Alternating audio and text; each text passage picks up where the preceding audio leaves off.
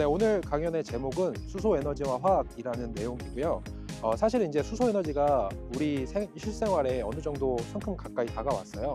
그래서 이런 수소 에너지가 꽤나 친숙하게 느껴지는데 사실 수소가 뭐고 에너지가 뭐다라고 하면 정확하게 알지 못하는 경우가 많거든요. 그래서 오늘은 이제 화학적인 관점에서 그 수소 에너지를 조금 더 쉽게 풀어서 설명드리려고 합니다.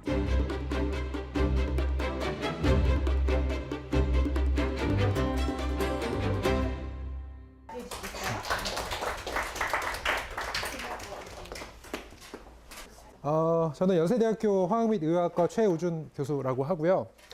자, 이제 화학 얘기 할 건데, 우리 화학 하면 한자로 이렇게 쓰거든요. 근데 요 화자가 변화 할 때 화자가 됩니다. 그래서 화학은 물질의 기본 단위를 다루면서 변화를 시키는 학문이다 라고 말씀드릴 수가 있어요. 예를 들면 여러분 이제 샤프심 있잖아요. 샤프심은 요 흑연이란 걸로 이루어져 있고요. 화학자들은 그러면 이 흑연이 어떤 기본 단위로 이루어져 있는지를 확인을 해요.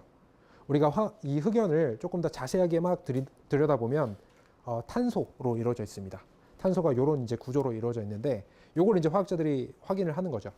근데 여기서 끝내는 게 아니라 아까 변화를 시킨다 그랬잖아요. 그래서 화학자들은 이거를 변화시킵니다. 똑같은 탄소를 다른 물질로 다른 구조로 바꿔줘요. 그러면 여러분들 잘 아시는 다이아몬드가 만들어집니다. 그래서 화학자들은 이렇게 물질의 기본, 즉 기초를 연구하면서 얘를 변화시킨다, 즉 응용까지 연구한다라고 말씀드릴 수가 있죠. 이제 에너지 좀 얘기해 볼 거예요. 우리가 이제 에너지를 사전에서 찾아보면 영어로는 이렇게 쓰고요. 단위로는 이렇게 이제 칼로리라는 것과 줄, 와트, 일렉트론 볼트에 일렉트론 볼트라는 여러 가지 단위를 쓰게 됩니다. 그리고 이제 의미를 보면 일을 할 수 있는 능력이라고 써져 있어요. 사전에. 또 다른 의미를 보면 인간이 활동할 때 필요한 힘이라는 의미가 있습니다. 요거를 조금 더 자세하게 예를 들어서 말씀을 드리면 지금 여기 보시는 건 어떤 과자의 영양성분표거든요. 과자 봉지 뒤에 있는 영양성분표 표인데 여기 보면 총 내용량 90g 465kcal라고 써져 있어요. 여기 칼로리가 에너지의 단위였죠. 그래서 이 얘기는 우리가 이제 요 과자를 먹으면 465kcal의 에너지를 얻을 수가 있다 라는 얘기가 되는 겁니다. 또 다른 거 뭐 여러분 휴대폰 하거나 컴퓨터 하거나 노트북 하거나 아니면 태블릿 같은 거 할 때 얘가 충전이 되어 있어야겠죠. 그 얘기는 얘가 기본적으로 에너지를 갖고 있어야지 활동을 할 수가 있게 된다 라는 얘기고요. 또는 뭐 자동차 타거나 기차, 뭐 선박, 비행기 타고 여러분들 이제 여행 갈 때 이런 것들도 이제 에너지가 필요하죠. 기본적으로 자동차도 가려면 기름이라는 에너지가 필요하게 되는 거죠. 즉 이렇게 에너지는 인간이 활동할 때 필요한 힘이라고 할 수가 있고 이렇게 다양한 형태, 굉장히 이제 다양한 형태로 나타나게 되는 거죠. 이런 이제 에너지가 왜 이렇게 다양한 형태로 나타나냐면 이건 조금 어려운 얘기인데 에너지 보존 법칙이라는 게 있어요. 요거는 에너지는 한 형태에서 다른 형태로 변할 수 있다라는 거거든요. 즉 에너지가 굉장히 다른 형태로 나타날 수가 있다라는 얘기고 또 이 과정에서 그 총량은 일정하게 보존이 됩니다. 자, 갑자기 이제 사진이 하나 나왔죠. 요거는 나사에서 밤에 우리 지구를 관찰을 한 거야. 나사에서 찍은 우리 위성 사진이에요. 보면은 지금 여기가 중국이고요. 여기가 한국이고 여기가 일본입니다. 그럼 이제 굉장히 밝게 빛나는 지역도 있고 어두운 지역도 있죠. 밝게 빛나는 지역은 사람들이 많이 모여 살아서 밤에 불을 많이 킨 지역이 되는 거죠. 그래서 보면은 뭐 중국의 대도시, 일본의 대도시, 한국도 뭐 서울이나 부산 쪽이 굉장히 밝게 빛나고 있죠. 근데 이제 우리가 여기서 조금 더 위쪽으로 가보면 우리 이제 북한이 있잖아요. 북한은 사실 사람들 꽤 많이 사는데 굉장히 어두워요. 지금 밝게 한 점 딱 있는데 여기가 이제 북한의 수도 평양이고요. 즉 평양을 제외한 나머지는 되게 사람이 사는데도 어둡게 밤에 어둡게 유지를 하고 있죠. 이 얘기는 이제 북한에서는 밤에 사람들이 활동을 못한다 라는 얘기가 되는 거죠. 즉 사실 이제 북한은 에너지 상황이 되게 안 좋아서 이런 이제 문제가 있다라고 알려져 있고요. 그래서 이제 에너지는 인간 활동에 필요한 모든 것이라는 얘기가 되는 거고 에너지가 없으면 우리가 아무런 활동을 할 수가 없게 된다라는 얘기이고 그래서 이제 우리가 안정적으로 에너지를 수급할 수 있는 방안이 중요해지는 거죠. 우리가 안정적으로 에너지를 사용할 수가 있어야 되는 거죠. 우리가 과거에는 에너지를 어떤 형태로 썼을까? 우리 막 구석기 시대, 신석기 시대 이럴 때는 불로 썼죠. 불을 피워서 에너지를 얻었죠. 뭐 나무나 숯에 불을 피운 다음에 에너지를 얻었습니다. 그 다음에 아까 잠깐 얘기한 1차 산업혁명 시대 때로 오면 이제 석탄을 떼워서 에너지를 얻고 했습니다. 과학에는 이렇게 에너지를 얻었고, 이제 현재로 오면 현재 우리가 에너지를 얻는 수단들은 석유, 천연가스, 뭐 원자력 이런 게 있죠. 근데 이제 이런 것들이 여러 가지 문제가 있을 수 있기 때문에, 문제가 발견이 되고 있기 때문에 이제 미래에는 우리가 새로운 에너지를 만들어야 됩니다. 그런 것들을 이제 우리가 통틀어서 신재생 에너지라고 하죠. 이제 1950년도부터 미래까지 쭉 가면 요거 에너지 사용량이에요. 에너지 사용량이 엄청나게 많이 증가돼요. 그러니까 사람들이 점점 에너지를 많이 써요. 근데 그에 따라서 환경오염 문제가 많이 생기죠. 그리고 지구온난화 문제도 생겨요. 그래서 기존 에너지로는 이런 문제를 해결할 수가 없어요. 그러니까 우리가 이제 신재생 에너지를 개발을 하자라는 게 되는 거고, 저도 이제 화학자로서 이런 신재생 에너지 개발을 하는 사람이라고 말씀드릴 수가 있어요.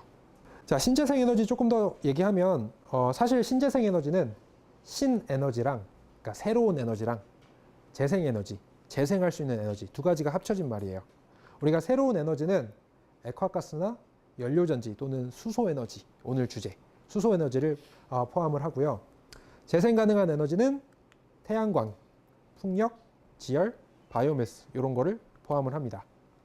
그래서 여러 가지 이제 신재생 에너지가 있어요. 근데 오늘 주제는 수소 에너지였잖아요. 그래서 우리가 왜 수소를 연구를 하고 수소를 개발을 하는가에 대해서 얘기를 할 건데, 수소 잘 알고 있죠? 원소기호 H 쓰고 원자 번호 1번이고 뭐 그 밖에 여러 가지 성질들이 알려져 있어요. 근데 사실 에너지의 관점에서는 이런 게 중요하지 않아. 우리가 요걸 보면은 우주가 있잖아요. 사실 우주의 75%가 수소입니다. 그래서 뭐 태양만 봐도 한 75% 정도가 수소로 되어 있어요. 그리고 우리가 살고 있는 지구로 오면 지금 여기 세 가지 뭐 영어로 써놓긴 했는데, 얘가 지금 천연가스고요, 두 개가. 그다음에 여기 얘가 우리 기름입니다. 가솔린이에요. 보면은 걔의 화학식을 보면 수소가 굉장히 많이 포함되어 있죠. 그리고 제일 중요한 거, 우리 지구의 가장 풍부한 물질, 물. 물의 화학식 보면 H2O죠. 그러면 물 한 분자당 수소 원자가 두 원자가 있다. 즉 지구상에서 또는 우주상에서 굉장히 풍부한 물질이 수소다라고 얘기할 수가 있고요. 그래서 우리가 이제 수소를 최근에는 이렇게 물을 분해해서 만듭니다. 물에 수소가 들어 있어서 물을 깨서 수소 기체를 만들게 돼요. 이렇게 두 분자의 물을 우리가 깨주면 두 분자의 수소 기체랑 한 분자의 산소 기체가 생성이 되고요. 나머지 이제 환경오염 물질은 안 나와요. 아무것도 안 나옵니다. 그래서 이런 수소는 친환경적이다라고 얘기를 할 수가 있고요. 그리고 뒤에서 다시 말씀을 드리겠지만 재생 가능성을 가지고 있습니다. 그리고 또 하나는 우리가 이제 수소가 얼만큼의 에너지를 낼 수 있냐를 비교를 해보면, 요거는 석유랑 질량당 에너지라고, 석유 1g은 42.2kJ를 만들어요. 근데 수소는 그 3배 정도, 1g이 142kJ의 에너지를 만들 수가 있습니다. 즉 수소는 에너지도 많이 만들 수가 있다. 깨끗하고 재생 가능하고 풍부하고 많은 에너지 만들 수가 있다. 굉장히 장점이 많은 물질이죠. 그죠? 일반적으로 우리가 수소를 만드는 방법에 대해서 말씀드리면, 옛날에는 이런 식으로 그레이 하이드로젠이라고 해서 이런 식으로 많이 만들었어요. 이거 뭐냐면 어떤 큰 통에 아까 얘기한 천연가스 그리고 석유 이런 걸 넣어줘요. 얘네들 진짜 수소가 많으니까 이거 넣어주고, 그다음에 뭐 철촉매라는 거를 넣어주고 얘를 굉장히 높은 압력에서 끓여줍니다. 그러면 수소 기체가 이렇게 나오게 돼요. 근데 문제는 이 과정에서 여러 가지 환경오염 물질이 같이 나옵니다. 그러니까 우리는 환경오염 물질을 줄이고 싶어서 수소를 만드는데 이 과정에서 이런 것들이 나와. 그럼 문제가 되겠죠? 그래서 최근에는 이런 이제 그린 하이드로젠이란 걸 하게 돼요. 이거 뭐냐면 아까 말씀드린 물을 분해합니다. 그래서 수소를 만들고요. 이 수소를 저장시켜 놨다가 필요한 순간에 이 어떤 전지에 넣어줘요. 그러면 이 전지에서 수소가 다시 물로 바뀌게 되고요. 전기가 나오게 됩니다. 그러면 이제 수소가 재생이 되는 거죠. 물 쪽에서 수소 만들고 수소 쪽에서 물 만들어요. 그러면서 전기 만들어요. 그러니까 굉장히 유용하게 우리가 사용할 수가 있게 되는 거죠. 아까 이제 물을 분해해서 수소를 만드는 장치를 우리 물분해 장치라고 하는데 이렇게 생겼어요. 그래서 보면은 이제 우리가 전극이라고 부르는 게 두 개가 있고요. 그다음에 이 전극들은 전해액이라고 전기가 통하는 액체에 담겨져 있습니다. 그리고 두 전극은 분리막이란 것으로 막혀져 있고요. 얘네들은 전원에 연결이 되어 있죠. 그래서 한쪽 전극에서는 물이 분해되면서 이렇게 수소 기체가 생성이 되고요. 다른 쪽 전극에서는 산소가 생성되는 반응이 일어나게 됩니다. 여기까지 우리가 수소에 대해서 얘기한 거 보면 우리 아까 물 분해 장치에서 물을 넣어놓고 여기에 에너지를 줘요. 전기를 줘요. 그러면 수소가 만들어지죠. 정확히 얘기하면 수소랑 산소가 만들어집니다. 그러면 이제 우리가 이 수소, 산소를 두 개를 합쳐버리면 어떻게 될까? 지금 요거 쪽에서 이렇게 나왔잖아? 그러면 얘네 합치면 요게 나오겠죠. 이거 두 개 합치면 물이 만들어져요. 근데 우리가 지금 수소 만드는 과정 중에 에너지를 넣어줬어. 그러면 얘네들 반응시키면, 얘네들 합쳐놓으면 요 과정에서 들어갔던 에너지가 다시 나오지 않을까? 라는 거죠. 우리 아까 에너지 보존 법칙을 봤을 때 이 둘을 합치면 에너지가 다시 나오게 됩니다. 물이 생성되면서 에너지가 나오게 돼요. 이 에너지가 바로 우리가 전기 형태로 나오게 되는 거죠. 그래서 이렇게 이제 수소로부터 전기를 발생시키는 장치를 우리가 연료전지라고 얘기를 합니다. 사실 이 연료전지도 이미 여러분들 잘 알고 있어. 우리 수소차 있잖아. 거기에 연료전지가 들어가요. 우리 수소차 보면 여기 연료전지가 있고 여기 이제 수소를 공급하기 위한 수소 탱크가 있습니다. 그럼 이제 이 자동차는 연료전지에서 수소를 물로 바꿔주면서 앞으로 나가게 되는 거죠. 전기 에너지를 만들어서 앞으로 나가게 됩니다. 사실 이런 수소차는 사실 우리나라가 꽤 잘하는 분야 중에 하나고요. 2013년에 최초의 수소차가 우리나라에서 만들어졌고 최근에도 이제 상용화되고 있는 길거리에 돌아다니고 있는 수소차도 있죠. 자, 이 수소차의 구조를 조금 바꿔서 얘기를 해보면 지금 자동차를 돌려놨어요. 돌려놓으면 여기 그림처럼 되고요. 지금 보면 수소 탱크가 있고 여기에서 수소가 연료전지로 들어가고 여기서 공기가 같이 들어가요. 그러면 얘네들이 막 합쳐져서 물이 생성이 되고요. 전기가 나오게 되죠. 그럼 이 전기가 모터를 돌려서 이 자동차가 앞으로 갈 수 있게 만들어줍니다. 우리가 그래서 이제 수소차에서 가장 핵심적인 부품은 이 연료전지라고 할 수가 있고요. 이 연료전지의 구성도를 보면 이렇게 생겼습니다. 우리 앞에서 본 장치랑 거의 똑같죠? 앞에서 본 물분해 장치랑 거의 비슷하죠. 그래서 얘네들은 비슷하게 생겼어요. 그래서 우리가 이제 물분해 장치에서 만들어진 이 수소를 연료전지 쪽으로 보내주면 전기를 만들 수가 있게 된다라는 얘기가 되는 겁니다. 그래서 최근에는 어떤 식으로 많이 화학자들이 연구를 하냐면 그러면 이제 우리가 물을 어떻게 잘 수소로 많이 만들 수가 있을까? 그리고 수소에서 어떻게 잘 전기를 많이 만들 수가 있을까? 이쪽으로 많이 연구를 하고 있습니다. 그래서 이제 화학자들이 많이 연구하는 분야 중에 하나가 촉매죠. 아까 말씀드린 물을 분해해서 수소랑 산소가 만들어지는 반응을 빠르게 해주는 거야. 반응 속도를 빠르게 만들어주는 어떤 물질이라고 생각을 하면 되고요. 그래서 이제 이 촉매가 옛날부터 많이 연구가 됐는데 이 수소를 발생시키고 수소에서 전기를 만드는 데는 백금이 가장 좋은 촉매예요. 그래서 백금이 많이 사용이 됩니다. 그래서 화학자들은 이 촉매에서도 이제 물질을 많이 변화시키고 물질을 많이 이해를 합니다. 이 슬라이드는 우리가 화학자들이 좋은 촉매를 만들기 위해서 어떻게 연구를 진행하는지를 간단하게 표현을 한 거고요. 일단 화학자들은 촉매를 많이 변화시키죠. 보통 재료화학이나 무기화학, 유기화학자들이 여러 가지 촉매를 만드는데 걔네들의 원소를 바꿀 수도 있고 걔네들이 어떻게 생겼는지 크기를 바꿀 수도 있고 구조를 바꿀 수도 있어요. 그래서 이런 거를 많이 변화시킨다라는 얘기고요. 그다음에 변화한 걸 우리가 이해해야 돼. 요거는 분석화학이라는 화학의 분야에서 많이 하고요. 그다음에 이렇게 만들고 이해했어. 그러면 이제 촉매로 한번 써봐야겠죠. 수소 만들어 봐야겠죠. 그래서 에너지 화학이나 촉매 화학에서 이런 쪽으로 많이 연구를 하고요.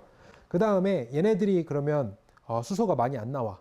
왜 많이 안 나오는지 이런 거를 또 우리가 알아야 돼.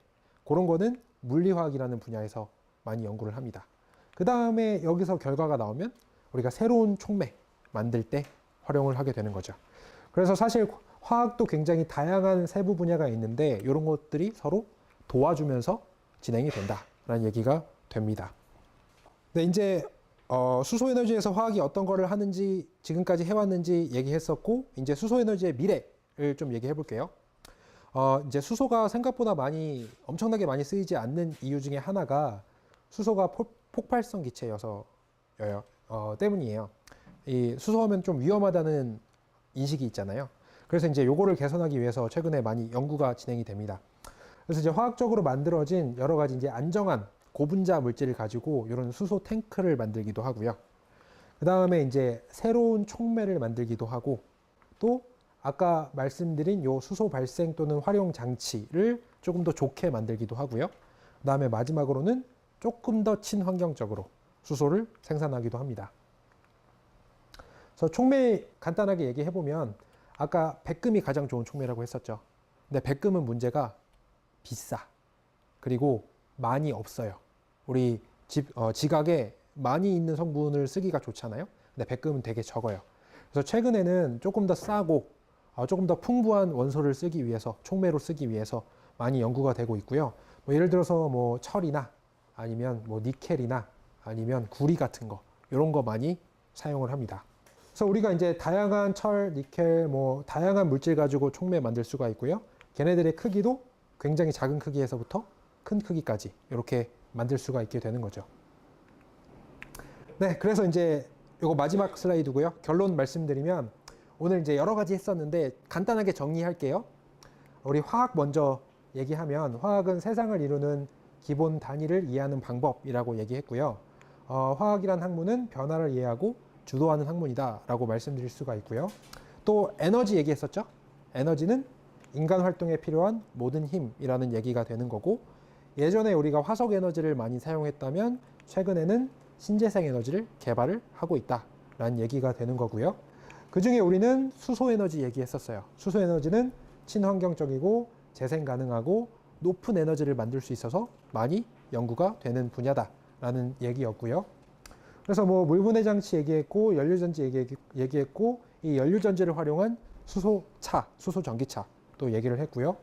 마지막에는 이 수소 에너지의 미래 얘기했어요. 우리가 조금 더 안정하게 수소를 보관할 수 있고 또 장치를 최적화하고 새로운 촉매를 만들고 친환경적으로 수소를 만들 수 있으면 당장 닥친 여러 가지 환경 오염 문제 그리고 에너지 문제를 해결할 수가 있다라는 얘기가 되는 겁니다. 다들 경청해 주셔서 감사합니다.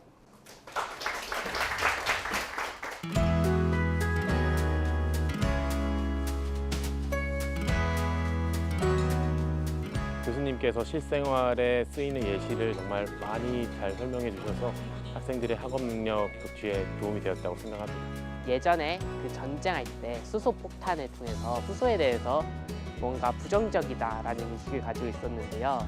이번 한번 강연을 들어보고 수소가 뭔가 미래의 이제 긍정적인 에너지다라는 생각이 들었습니다. 물에 안에 수소를 만드는데 오염이 많이 생기는데 그 오염 생기지 않는 또 다른 방법이 있어서 너무 신기했습니다.